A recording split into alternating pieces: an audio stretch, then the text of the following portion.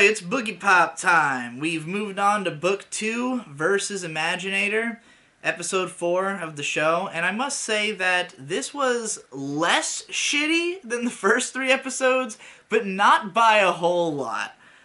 Once again, we've got a chapter that sort of hits all of the important plot beats without really engaging in the point of the story.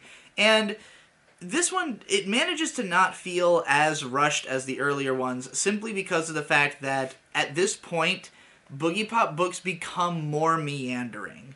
They are a lot less tightly constructed. I mean, not to say that the first book was ultra tight or anything, but that's because the first book was just lighter on plot in general. From this point forward, the books develop more plot, but they just have so much of the characters just like, you know, going about their lives and interpreting things and thinking about things that, like, that's kind of what you lose out on in the anime adaptation. And in this case, like, for instance, I think what was missing the most from this episode is that while we have Asukai Jin seeing the flowers on people's chests, and he remarks on how, like, everyone's flower is incomplete, he doesn't explain specifically what it means to be missing those pieces.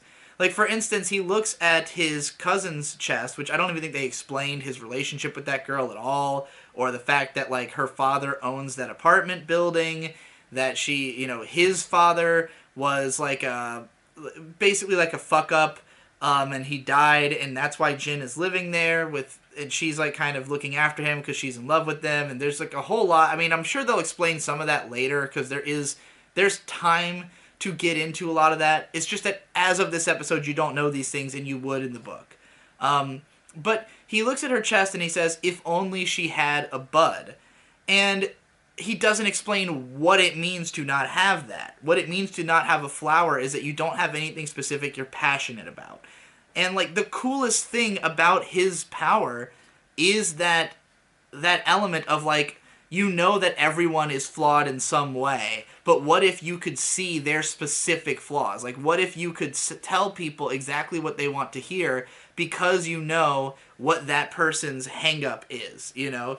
Like, so, like, he'll tell people things like, oh, you know, like, he'll give people advice on, like, how they can better themselves, and even though he knows that this advice won't actually change the way that those people act, it won't cause them to, like, you know, flip a switch and change their life because, like, fundamentally they are just missing this attribute that would make them happy. He nonetheless can placate them. And so, like, that's why he has this very cynical worldview that, like, he's seen as this great, he's seen as, like, an amazing guidance counselor. Like, everybody comes to him. I don't even think they clarified that he was at a cram school in this episode.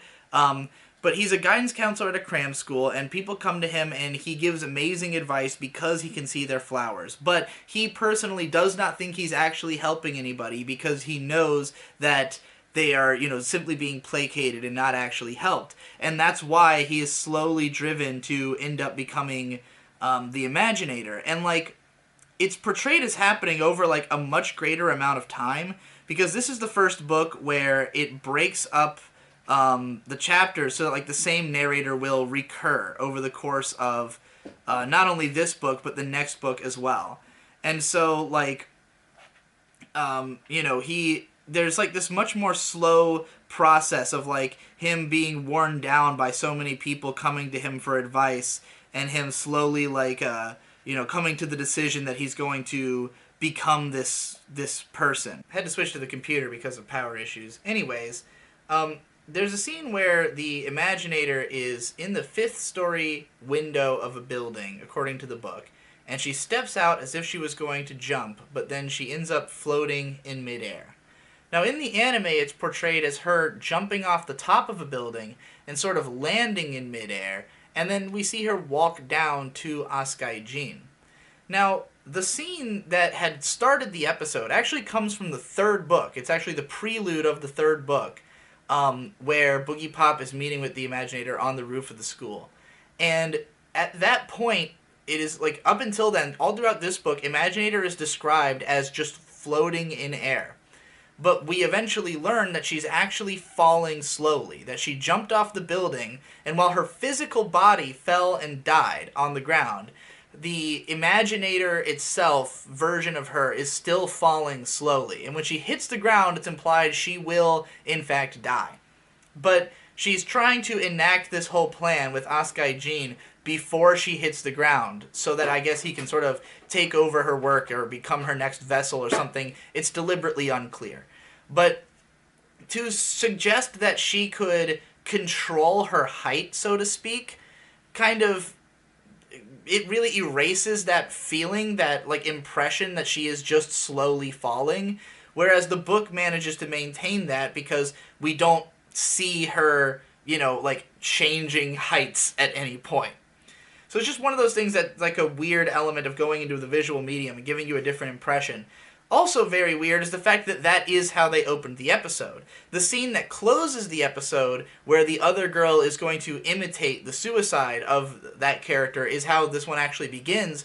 But it's so much harder to understand what the hell exactly is going on, or the timeline of events, because there have been so many details missing up to this point that would, like, give more weight to this. So if you had read the first book, it's described throughout that at the academy, they have no way of accessing the roof because somebody jumped off the year before. So the reason that, like, Boogiepop stays on the roof is that people don't usually go up there because people don't usually have access. However, there's, like, an escape ladder that you can use to get up there. And so it's brought up multiple times throughout the first book that somebody had jumped. Then at the start of this book, we learn the story of the girl who jumped, which is that scene that's at the end of episode 4. But then the scene, at the start of episode 4 is even earlier than that because it's when she jumped. So, like, figuring out how this timeline relates to the original show, I don't know how you would do that without these details that continually inform you. But, like, more importantly, just, it feels like there's so much missing because, once again, it's like the heart and soul of the book is in that prelude. Much in the same way that, like, missing the Akio chapter from the last arc is like you're missing a lot of, like, the heart of what makes this effective.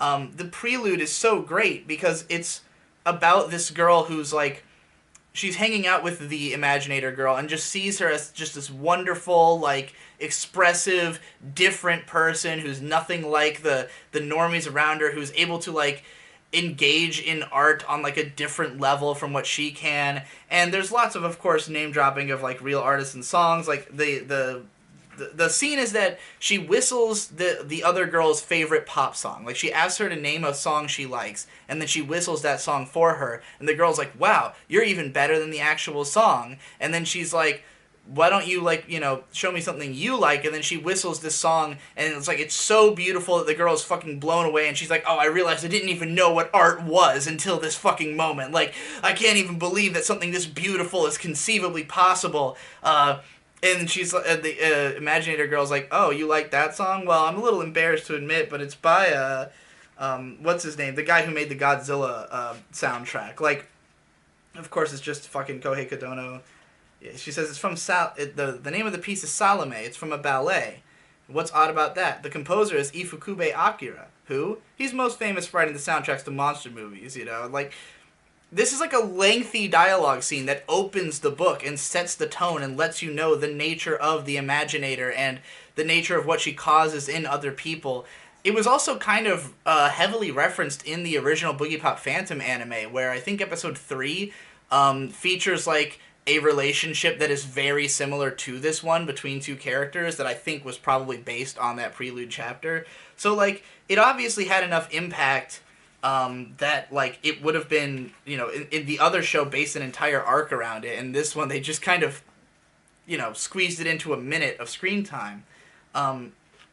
It just feels like we're missing the most important details once again. We're missing the things that give life to the story, that make the point of it on, like, a social level clear, and instead we're just telling the story. And even then, again, like, the coolest thing about Askai Jin's power is the idea that he can read what people's psychological hangups are through the flower on their chest. Also, why is the flower not portrayed as being on their chest? It's always like he goes into, like, a black void and he just, like, sees a flower instead of the person or something. Like, explicitly all of the imagery of the book is that the flower comes out of a person's chest, and that is what he's looking at. And like the idea that he like grabs their chest is important because there's also like a huge psychosexual element to this that is going to be skipped entirely.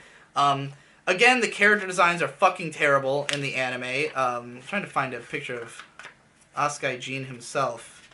Does he not get a spotlight page in Volume 2? I guess not. There's a spotlight page of him in Volume 3, but he's portrayed as like a man with like a big, square jaw, like a really handsome kind of like, imposing adult figure who would make a good like villain presence. He's very handsome. He kind of seems like too young and like disheveled in the anime. Like I don't like that his suit is just like open. He's always just described as wearing a white suit, not necessarily as it being ultra casual. Orihata Aya is, I guess, a little cute. The girl who's introduced at the very end of the episode. But she looks very different from the book. And in the book, she is, let's just say that when I used to read this as a teenager, I spent a lot of time on this page. You know what I'm saying. She's fucking hot, is what I'm trying to get at.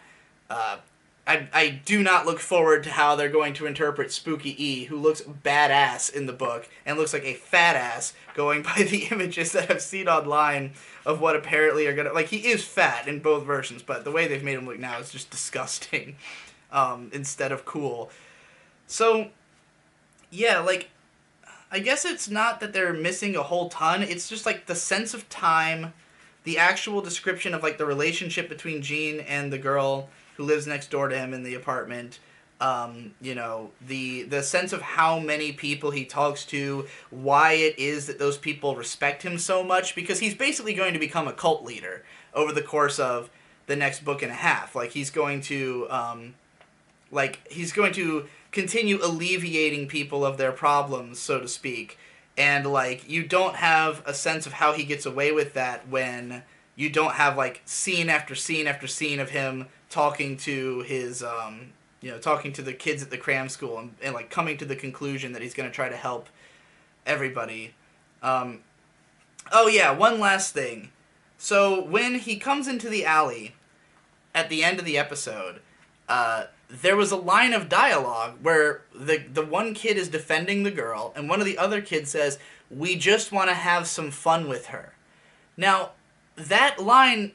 It leads me to believe that they're going to change the way this event happens throughout the story completely, because that line makes no sense in context of the rest of the story. We're going to see this event from like 3 different perspectives over the course of this book. The first time is right here at the end of Asukai Jean's chapter. He just comes into an alleyway, he sees a girl with her shirt torn off, a bunch of boys, and a guy who seems to be fighting against those boys. And he's like, oh, this seems obvious. And he comes in and beats up all the boys and takes the girl away. Well, as we're going to find out, assuming the anime sticks with the book, that's not actually what's going on. It was just a totally different scenario that went in the wrong direction, and those boys were not trying to sexually assault that girl. She tore her own shirt off. It's complicated, and we'll get to it, but for them to say that would suggest that they were trying to sexually assault her, so... I don't know how they're going to change that. Also, there's supposed to be like 6 boys and a girl, one of whom is the guy who's defending the girl. So there should have been more boys getting their asses kicked. But yeah, like, it just seems like it's almost designed to cause you to misinterpret the situation even further in a dishonest way, unless they're going to change it significantly in the anime. But I guess that's it. If there's anything I'm forgetting, it's, there's some stuff that, like, I feel could possibly be explained later, but we're probably going to jump into the story of that kid who is defending the girl at the end of the episode next. So we'll comment on that as we get to it. Thanks again for watching.